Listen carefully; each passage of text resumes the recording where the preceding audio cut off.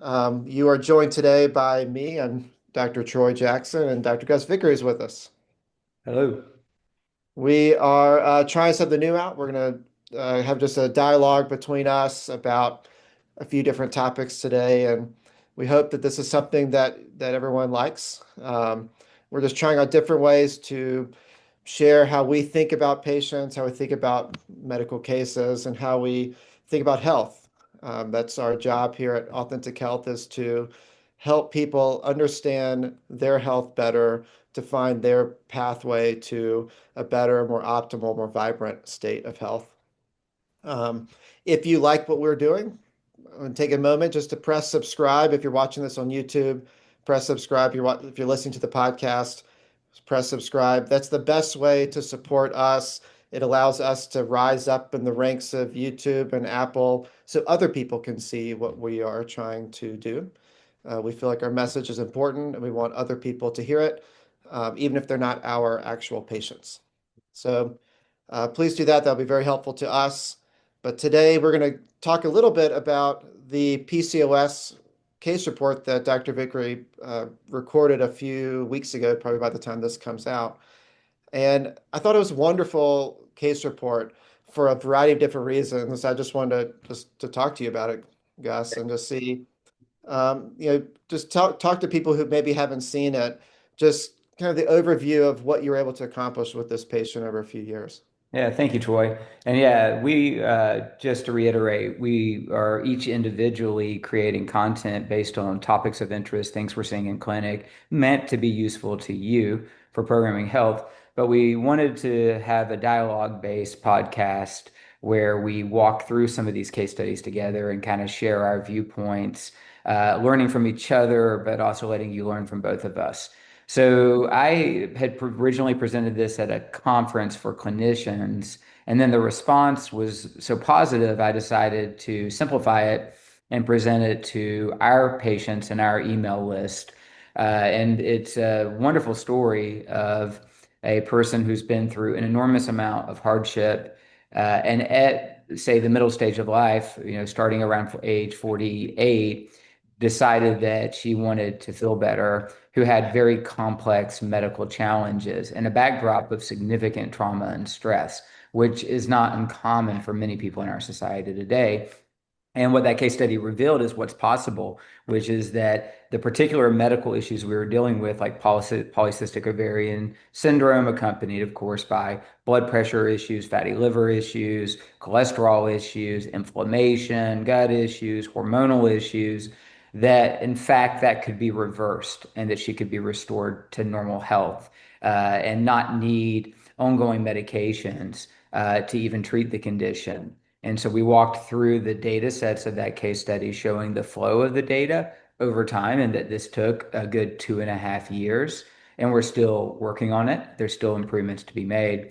And also, I presented briefly the interventional plans that we use to show the diversity of resources that are available that include lifestyle changes, the right targeted lifestyle changes for that individual, plus the various medications, pharmaceuticals that can play a very helpful role, plus natural therapeutics, technology interventions like sauna and others, as well as peptides. And so we wanted to talk a little bit about that case study and then some of the commonalities that would apply to most people, even if they don't have PCOS, such as how the toxins influenced this, the insulin resistant component. So, yeah, we're excited to share this with you. Yeah, the thing that stuck out to me, and I think this is just I look at other people around the country who do something similar to what we do, and I think what really this is not to toot our own horn or anything, but I think what really stands out of what we do is that we are medical doctors. That's how we were trained, but we appreciate these other aspects of how you get to better health. We also appreciate the limitations that modern medicine has. There's lots of blind spots there. There's lots of big hammers when you need a lot of fine-tuning instruments. And so this presentation was actually a good one. You used prescription medications, you use supplements, lifestyle changes, peptides, and these are all layered in at different stages of her journey. And you get sometimes in medicine, it's very black and white. There's the medical complex that says only medications, everything else is woo-woo. Then you have the other side where it's only herbs and lifestyle changes and medications are the devil, right? But this patient clearly needed both. Um, so kind of talk through like when are you choosing a medication and when you're saying let's hold off on those and just do a supplement or a peptide. Yeah, and so it's a great question. The one of the medications that we used as part of her protocol, she had already been placed on by a prior physician because it's indicated for polycystic ovarian syndrome. It's called metformin or glucophage. It's also a medicine used in type 2 diabetes, insulin resistance, and also has a lot of data that suggest it could be a longevity therapeutic. However, that's yet to be determined whether that's primarily for people who have insulin resistance and that's why it's extending their life, or whether it actually would be that for people who don't have insulin resistance. Whatever the case, if we had just said, well, let's look at the available pharmaceuticals to manage your health challenges, which included metformin. If she had hypertension, then of course blood pressure medication. For cholesterol, she had a mild elevation in triglycerides. Cholesterol wasn't actually that bad, so potentially a fibrate therapy or something to lower triglycerides. And then and because she did have obesity, a GLP-1, right, was potentially indicated, even though probably not covered by insurance because she didn't have severe obesity, nor did she actually have the diagnosis of type 2 diabetes, even though she was pre-diabetic with very high insulin. Nonetheless, those would have all been in the class of what we call pharmaceuticals, even though we often refer to GLP-1s as peptides because they are, where it's still technically also available as a pharmaceutical, as a drug. And so, had you used that admixture of medications and stopped there, there would have been improvements. Her insulin Mhm. resistance would have improved. She probably would have lost some weight. The lipids would have improved. But as we know from the case study, what we talked about was when I first met with her and we did the deeper dive, we had a heavy toxicant burden, including what are called endocrine disruptors, which we'll talk about in just a moment. We also had significant broad-based nutrient deficiency and insufficiency. We also had reduced digestive function, gut inflammation, gut integrity issues, and an unfavorable gut biome. And that's not all, right? That's just like a short list of these foundational things. And so the medications don't address any of that. They don't Mhm. fix nutrient deficiency. They don't improve gut necessarily, actually might reduce digestive function rather than improve it. They don't clear toxicants. They do none of those things. And so the medicines may have been helpful, but eventually she would have reached a point where she was just stymied. Nothing more was happening. And the thought would have either been increase the dose of the GLP-1, increase the dose of metformin, keep working on your diet. I mean, in fact, when you go in and you program with what we would call nutraceuticals and naturals, like high dose essential macronutrient supplementation, our formulations, along with a gut protocol and along with a dedicated detox protocol to not only clear endocrine disruptors, but also clear mold toxicants and heavy metals. Now we're working at a foundational level, and the medications become very powerful catalysts to help her change more quickly, which arguably could happen if you just fix the foundations and the lifestyle and then let the body do its thing over an extended period of time. Yeah, so I mean, 2 points here. I think of patients when I'm trying to figure out should I do a medication or not. It's is the house on fire? Like, Yeah. you coming to see me and things are already way down the pathway, and we have to really put the fire out first while you're adding in these other elements to rebuild the house to its normal state. The typical management of chronic disease that we do in medicine is you put the fire out with medicines, but you just keep the fire hose is on. You never take it off. You never do anything about why the fire happened in the first place. So the strategy that you did was kind of let's put the fire out as quickly as possible, try to get some movement, help her feel better in some ways. And then coming from the back end and saying, let's reprogram how her body is working, Mhm. giving that signal of better health. And that's what she's seeing and or able to see a few years later that you're able to peel back on some of those things with the ideas that this is not going to come back for her.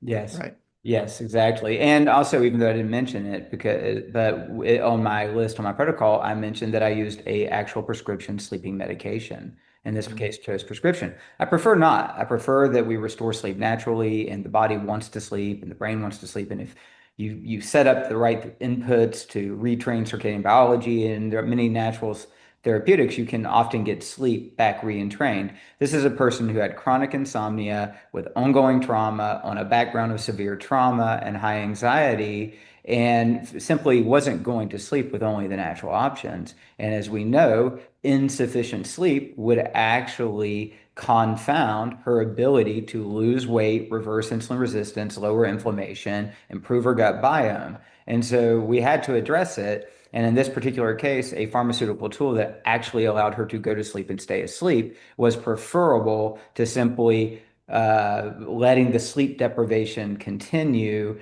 until maybe her health got better and hopefully it improved.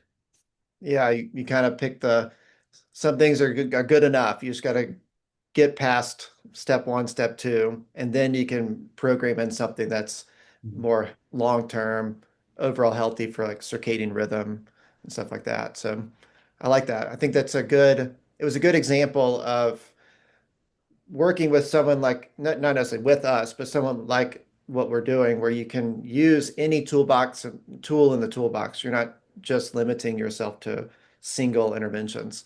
Well, And that's better. I don't do lobotomies, so that one's out. Yes, we threw that tool out long ago. Yeah. So, and then you did mention endocrine disruptors. I do want to talk about that. I don't Mhm. think you have the toxin report on the video, but clearly endocrine disruptors are major problem in health today, especially in, well, men and women, decreasing fertility rates, increasing PCOS. There's lots of ways this is presenting itself. Mhm. Do you remember with her kind of what was presented Well, there? I can, yeah, a little bit. And I went ahead and pulled up just examples of common endocrine disruptors. So these are chemicals, molecules, whatever you want to call them, that are associated with a lot of modern products. Now, I think both Dr. Jackson and I are fans of modernity. We like the fact that we're not dealing with, we both like to get cold and get hot because we think that's good for us, but neither of us want to actually have to do it because we didn't have adequate heat or cooling. We like fasting, but we're glad that food's available when we're ready to break the fast. So I'm a fan of all the advantages of what's happened in our modern lifestyle, but then we have to acknowledge that there are potential consequences to introducing things to human systems that were not part of our ancestral coding. And so these chemicals include things like bisphenol A, which I don't know what you've seen, Dr. Jackson, but on my tox reports over hundreds of patients, virtually 100% of the time, BPA is high. Um, And it's red. and it's red. It's never like subtle. Yeah, it's severe. And we're only measuring the BPA that's being excreted that day. We're not measuring Right. how much is actually still stored away in cells. Mhm. So there's a heavy BPA burden for most individuals. And it's really hard to avoid because so most people are like, okay, I've gotten rid of the plastics.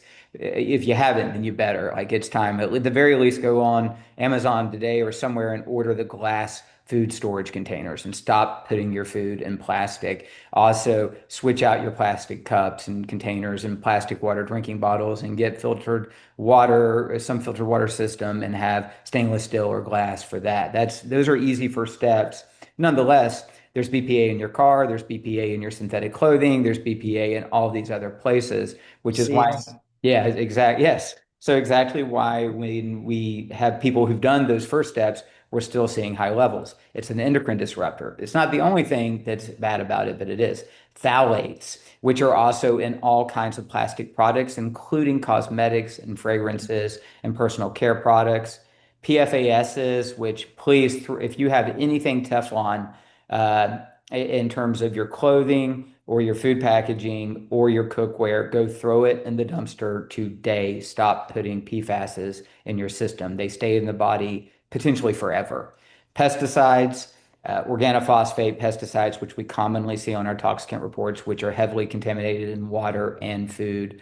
Dioxins, parabens, once again, personal care products, and then heavy metals, which in the very beginning, many years, like, 6, 7 years ago when I started checking tox panels, I really didn't see a lot of heavy metal signal, even though, we're not always picking it up if they're stored away and not mobilized.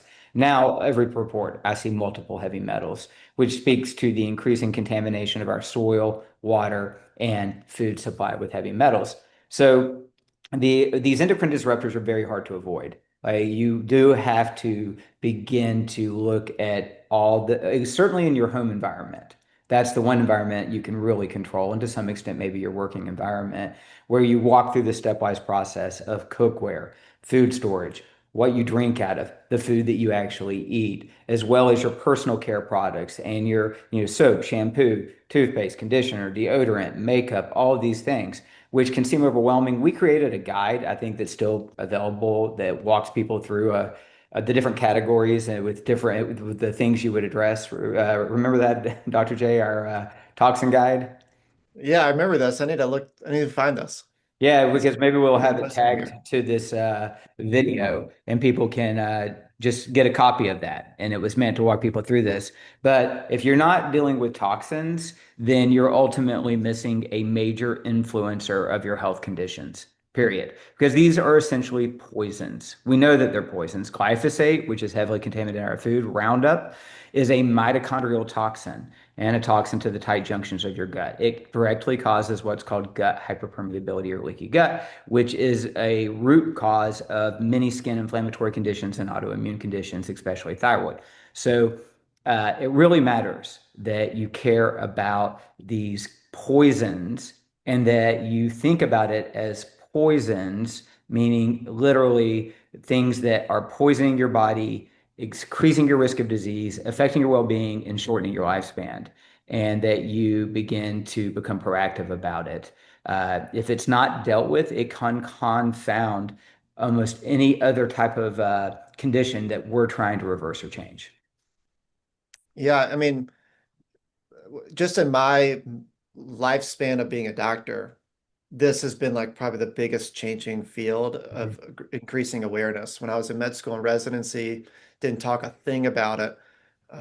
And since residency, there's been a lot more talk about microplastics, BPA, organophosphates. All these things are becoming increasingly on our radar, not because it's coming out of like a voodoo science, a pseudoscience, it's because studies are starting to show that there is a correlation, at least, with increasing levels of these chemicals and certain medical conditions, specifically PCOS, of these endocrine disruptors that are mimicking estrogens or they're binding to the receptors of different reproductive hormones. And it's tricking the body into thinking that it should be making more or should be making less. It's depending on what they're binding to. Mhm. And then you're getting these signals. You're getting patients that have PCOS or early puberty.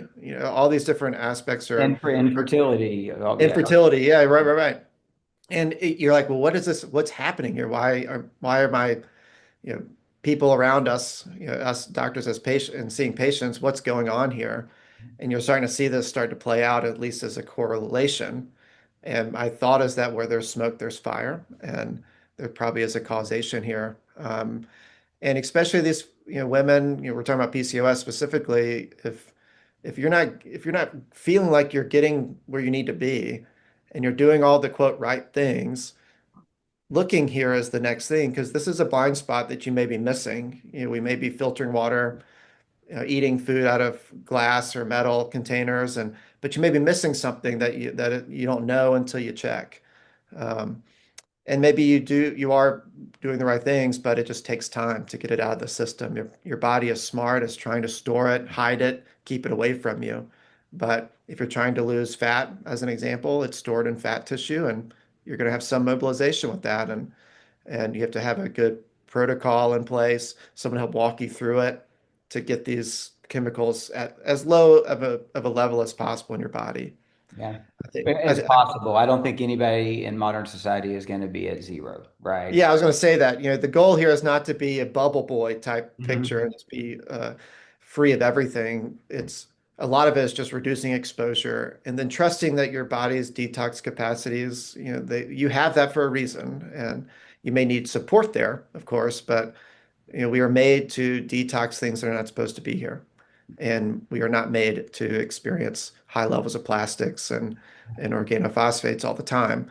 And so it's supporting that system, reducing exposure, and that's probably 80-90% of what you need to do on a Yeah. somewhat regular basis. Yeah, and most people who've been overexposed for a long time, plus have nutrient deficiency or insufficiency, which is probably 90% of people who, if they haven't done anything yet about this, they're going to have reduced available, what we call endogenous, internally produced detox agents, right? Like, so the actual molecules that you need to what we call conjugate, which is to render stable the toxins themselves, are lacking. And so if the body doesn't have what it needs to mitigate the poisons, then what it wants to do is push the poisons out, right? Like not out, like tuck it away somewhere Right. inside the body where it can store it, where it will wreak less havoc. And one of the most common places is your fat cells.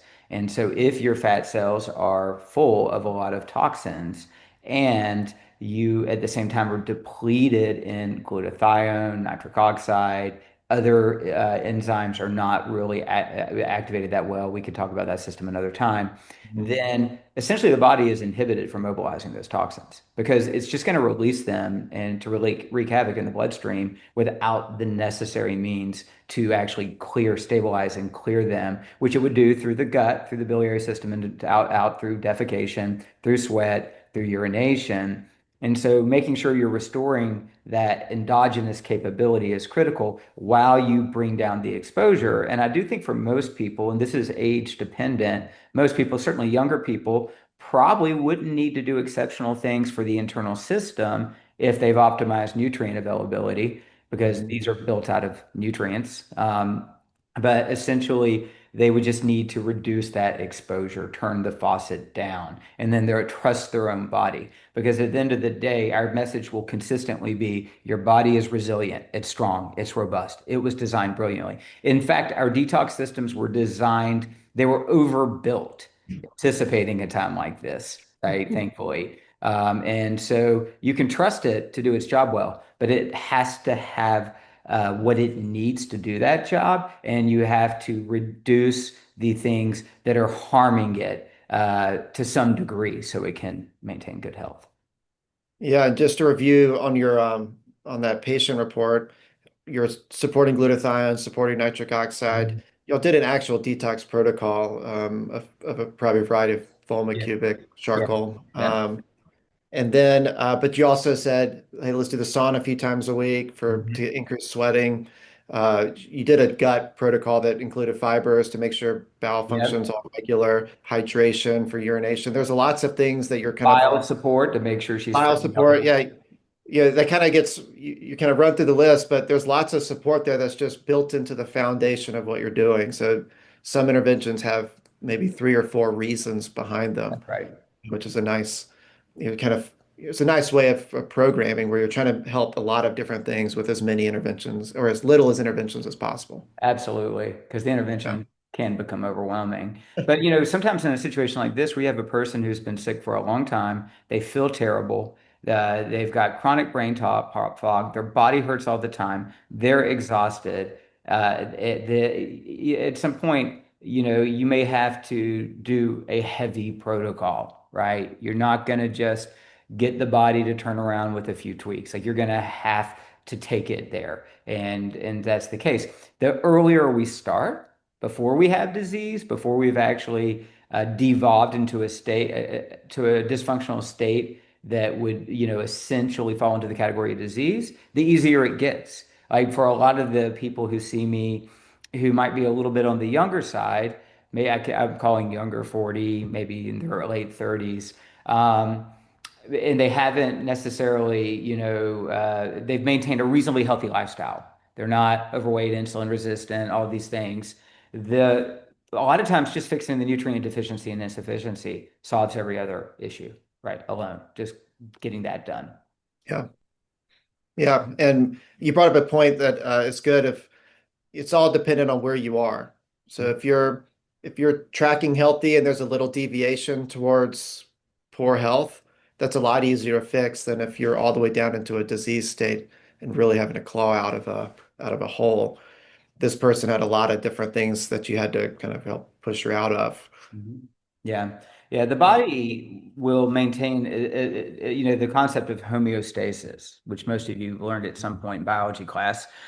Forgive me if I'm traumatizing any of you, taking you back to that. But homeostasis is the body's way of maintaining a stable internal state based on fluctuating circumstances. So body temperature, blood pressure, heart rate, respiratory, all these things fall into homeostasis.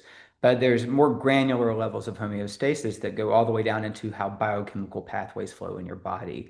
And so, what the body is continually doing, and it's brilliant at this, regardless of the inputs, meaning many of them could be very flawed toxins, sick gut, nutrient deficiency, stress, sleep deprivation. So, those are not great inputs to cultivate a long, healthy life.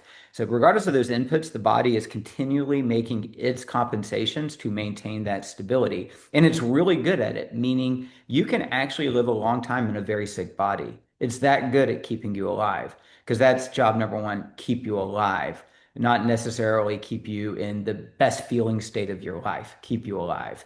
And what happens is that those compensations become entrainment patterns. So biochemical pathways that have been utilized to bypass certain pathways that couldn't be used, which would be a more healthy system, they get entrained and these other pathways just get turned off. And now you can't, in order to get that re-entrainment reprogrammed and to get all these pathways working and working in balance and working together, expressing good health, you really have to create a strong adaptive pressure on the body. You have to come in and push it. You can't just nudge it there. And so the more longer we go allowing our bodies to entrain into states of either poor health or actual disease, the longer it's going to take and the more work we're going to have to do to actually get it re-entrained into just expression of normal health. However, in our experience, there's very few situations where it's too far gone that it can't get back into a state of restoration and feeling good. So there's not a meant to be like that it's too late at all. It's just the earlier you start, the better. But if you have, and I have some people who come to see me who are very sick and they've been sick for a while. And many of them have been trying hard to figure it out, and things are just not going well. And in these cases, these are people who have multiple significant diagnoses that require a lot of medical interventions. And yet, over time, I have seen cases like this essentially reverse back into a state of what we would call normal health. Now, maybe they still need a medication for a particular thing or another, but overall, their body is restored back into normal health, and the difference in their well-being is monumental. So it's never too late, but the earlier you begin to take the right actions for the foundations of your health, then the easier it's going to get to keep the flywheel spinning along into your older ages. It's good messaging. It's good messaging. I don't know if you have any more to say on endocrine disruptors. What I was going to just end with is that it can be overwhelming to think about all the different invisible chemicals that may be impacting your health. The way I think of it is, and I think Gus, you've said this before, is you think about your food. If you can buy organic products, do that. If you're having trouble from a financial perspective, the things you eat the skin of, Mhm. the whole food of, start there with organic products. The things that you don't eat the skin of or the peel of, you can wait on those as an example. Grains, oats, if you can do organic, those would be the better choice. From a water perspective, filter your water either at the tap or the whole house, or buy a bottle that can filter when you put water in, whatever, however much you want to invest in that. Any amount of filtration is a good thing to do. Drinking out of glass, drinking out of stainless steel, reheating food in glass or stainless steel, not using Teflon cookware, not using plastic forks, those sorts of Not things. having hot food in styrofoam, Or like hot food in styrofoam, terrible. coffee cups, Yeah. yeah. Start there. Start with the things that you're like, okay, I can buy a new cup. I can buy a new, a water filter, stuff like that. And then you can start getting to the difficult ones of your cosmetic products. And maybe you're just every time you buy a new product, let me switch that one out. Mhm. And over a few months, you've switched everything out. So it And, just takes and time. yeah, and the marketplace for these natural products has become wonderful. They're not as Yeah. expensive as they used to be. There are a lot of good options. The quality is excellent, in some cases even better. They don't have these chemicals. And we always point people to the environmental working group, ewg.org. They have all these vetted lists for personal care products, cookware, like where like okay, they've passed their standards, meaning you're not going to get poisons if you use this. And you can work off of those lists. There's a lot of wonderful blogs that are just focused on Mhm. building healthy homes that you can check out. The only other big category I would add to start with, along with food and water, is air, your air Yeah. quality, at Yeah. least in your home. And so, obviously, if you have a top-notch HVAC system that has built-in air purification and you're keeping your filters changed, that's all good and well. But for most people, depending on if they live in an urban area or just based on the whole home is older and there could be mold, having secondary air purification units that you run could be a good idea. There's a lot in the marketplace. I can speak specifically to PuraCleanse, PURACLENZ, and Jasper as two systems that are studied and very effective, that are not that expensive, that could be run secondarily in your home for air quality. So if you take care of Yeah. air, food, and water, you're taking care of a lot right there. Yeah, great point. We use a brand Blue Air in our home, and it picks up PM 2.5s, these like really tiny Yeah. airborne particles, Yeah. and it skyrockets whenever my wife is cooking kind of high heat, and it's in the den. It's like 30 feet away, 40 feet away, but it'll skyrocket if the stove's on for too long, or if the fire. We have a wood burning fireplace. Our house is a little bit older, um, and so we run the bad boy at full blast when she's cooking or when we have a fire going, just to kind of keep the air purified and filtered out as much as possible. Yeah, it just makes a big difference for you. And Mhm. we'll dig up that toxin guide and see if we can't make Yeah, I'm it sure I can find it. put a link to it for people who want to go a little more deeply. Did you want to briefly just mention what you saw in that one case where the person, like the insulin resistance, just as a final, like, hey, reminder, or we want to save that for another time? Yeah, no, let's do that. Let me share my screen. So this is just a person I saw the other day. Um, Not PCOS, but fits in the similar category of insulin resistance. And what I liked about this report is that if she was seeing another doctor, all of this that I'm about to show you would have been missed. And I thought it was just kind of an interesting case. And so I'm going to pull her up here. Can you see my screen? I can, yeah. Okay. So 63-year-old female, and her complaint was her weight. She said it's been impossible for me to lose weight since she had her child, and she's 63, so I mean, it's 20, 30 years ago when she had her last child. Um, and we did genetics. We did a few other things, but some of it hasn't come back. But her genetics showed she had a high emotional eating risk. She had some weight gain, potential weight gain from high-fat dairy. She was insulin resistant from a genetic risk perspective. And we did some lab work this is our standard part of our standard panel of our blood work when people come into the program. And I drew a line here. So everything above the line is she would have probably gotten at a standard office visit. And to be honest, she might not have even gotten the A1C. It might have just been the glucose and then the triglyceride. But you can see, her blood sugar, and I even look back at some previous labs that she had, has always been under 100. So the typical range is under 100 here. A1C is in the normal range, so pre-diabetes starts at 5.7. And then her triglycerides were elevated, normal's under 150, optimal's a little bit less. But I would say most doctors, even me prior to doing this, would have said, you know what, let's figure out the triglyceride piece, but you're fine. You're doing okay. No worries about it.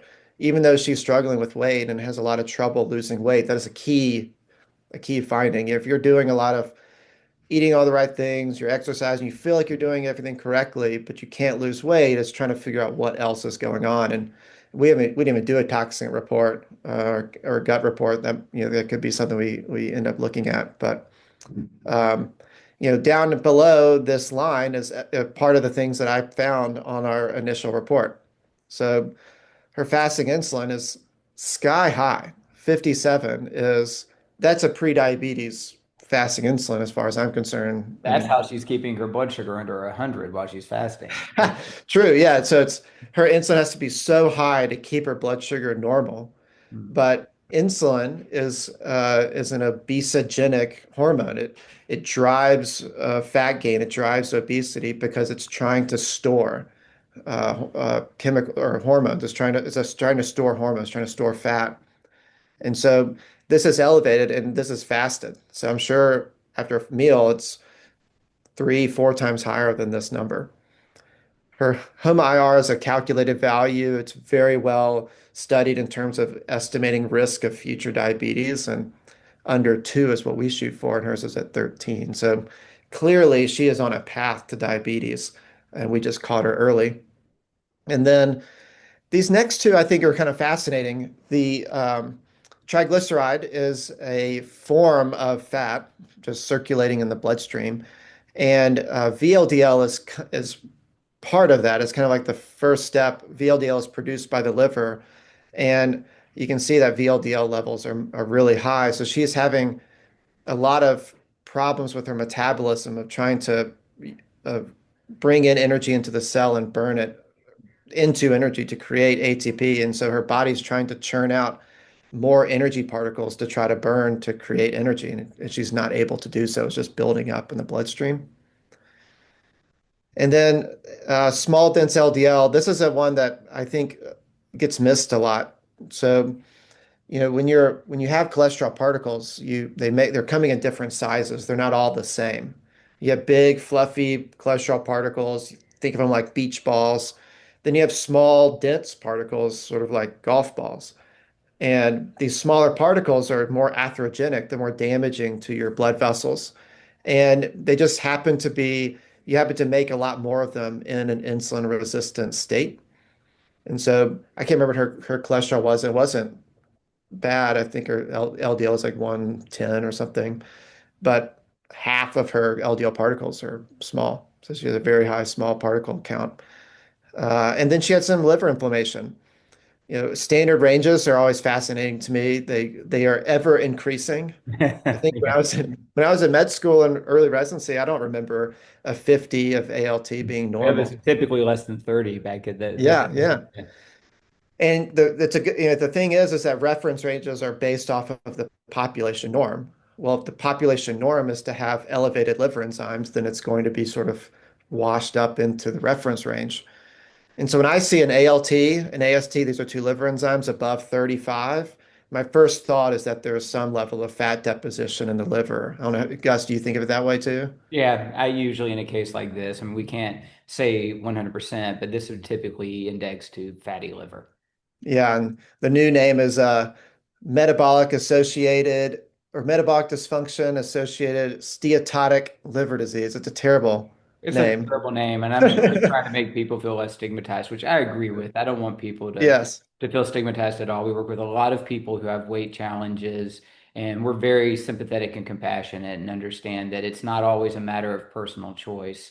But nonetheless, the term fatty liver, my patients tend to laugh and actually sure. it tends to be motivating for them. It gets the point across, Yeah, definitely. exactly.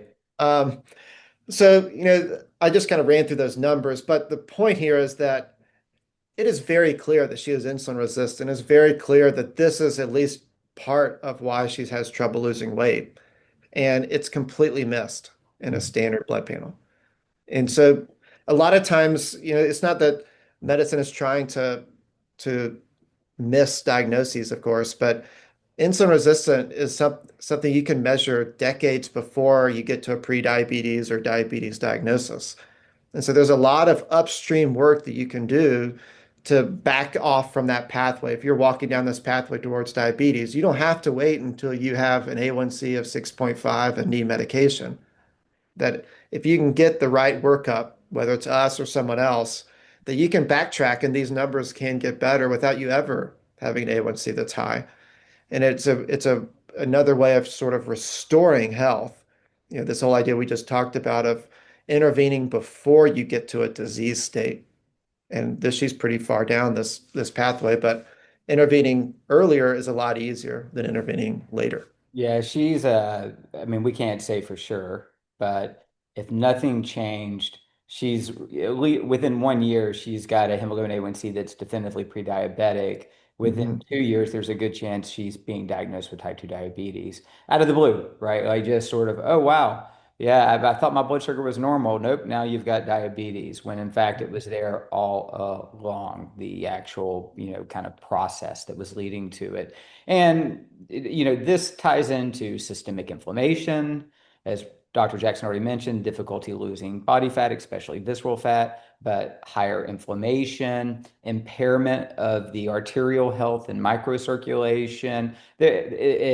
It leads to challenges with mitochondrial function, which is your energy production. Like we could spend hours, and we want, telling you all the ways in which just this alone, which is not the totality of her data, there's a lot more to a case like this, but just this segment alone is leading to deep cellular dysfunction that, regardless of the diagnoses of diabetes or diseases, is affecting her capacities, her cognitive and physical capacities right now.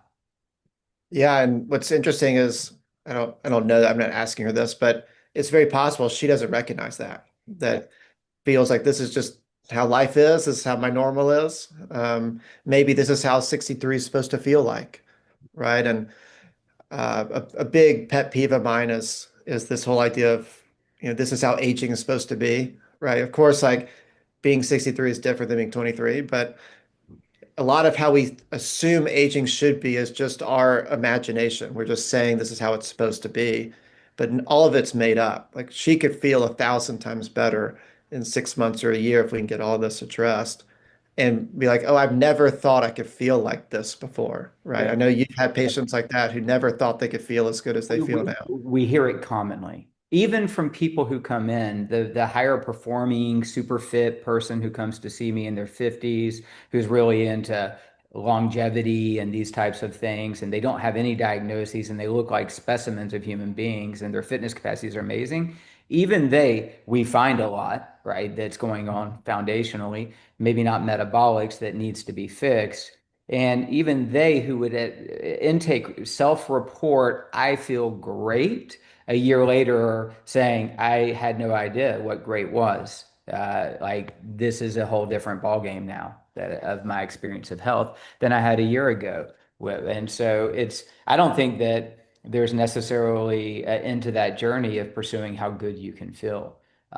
Which in its own way, natural euphoria, which arises from good health, affects your cognitive abilities of creativity, your focus, your attention, your emotions, your sense of peace, your capacities for joy, and then also, of course, your physical capacities, which with age, we might get some arthritis. We may have things so we have to make adjustments. But regardless of that, the the expressions of good health are the value proposition is enormous.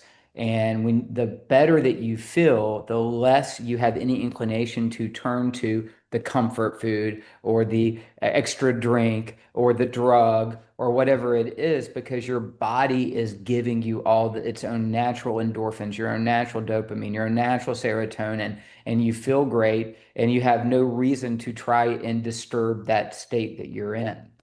Hmm. Yeah, it's a good state to be in, definitely.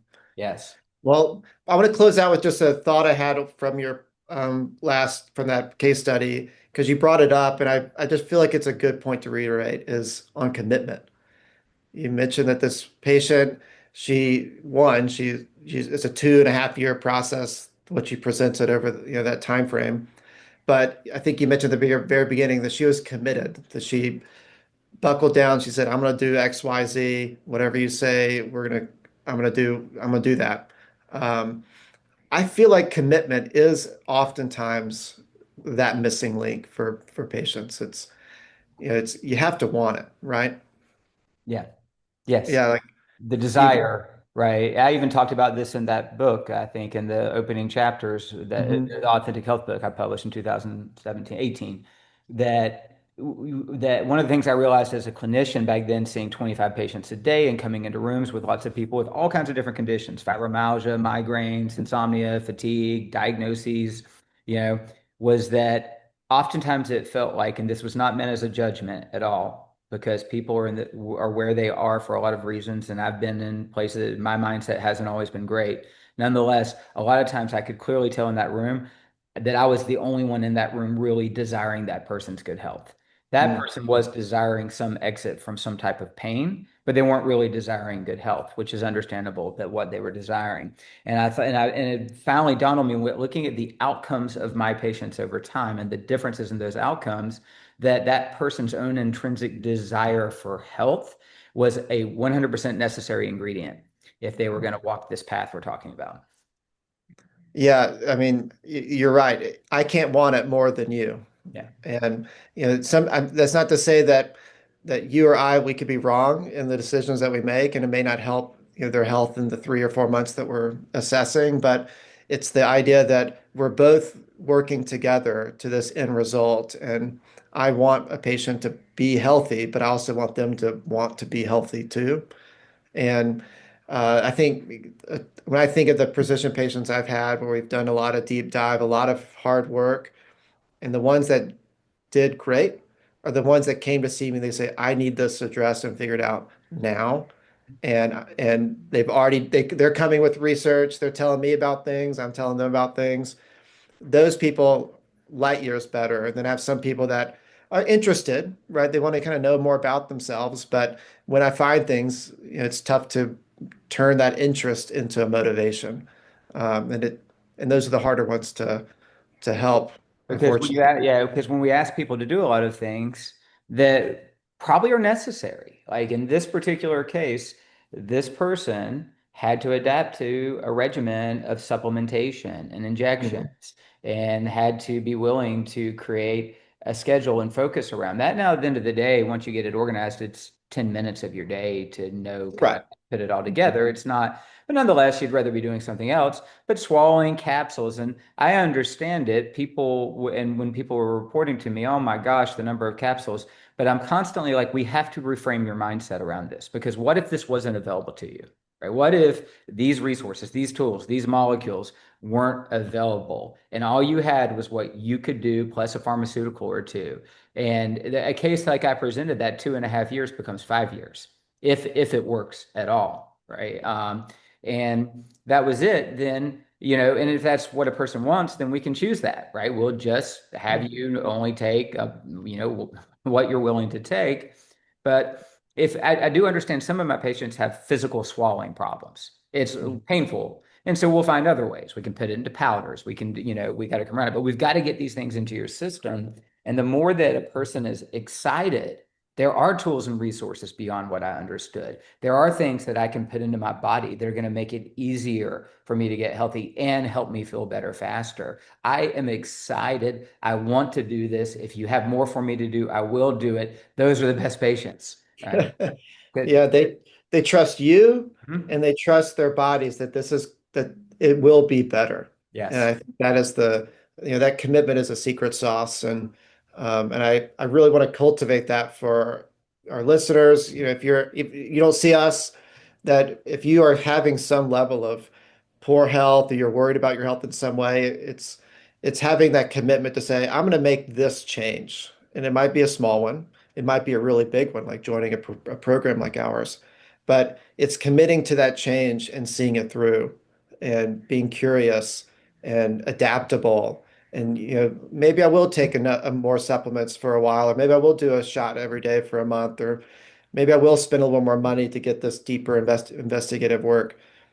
All those things with the spirit of improving your health, right? That's where the magic happens. It absolutely is. And you wrote, I think you did an entire blog series on the whole habit change process, didn't you?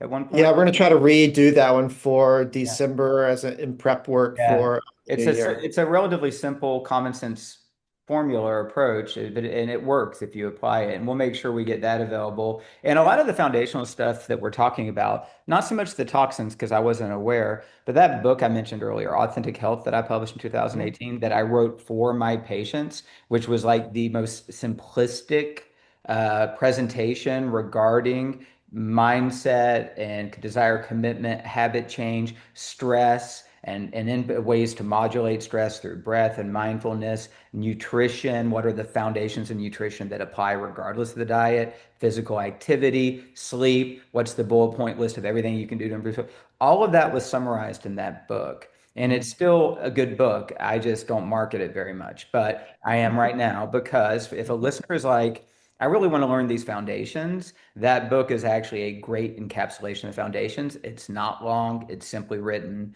and it is available on Amazon still through an ebook and audiobook and all those forms. Yep.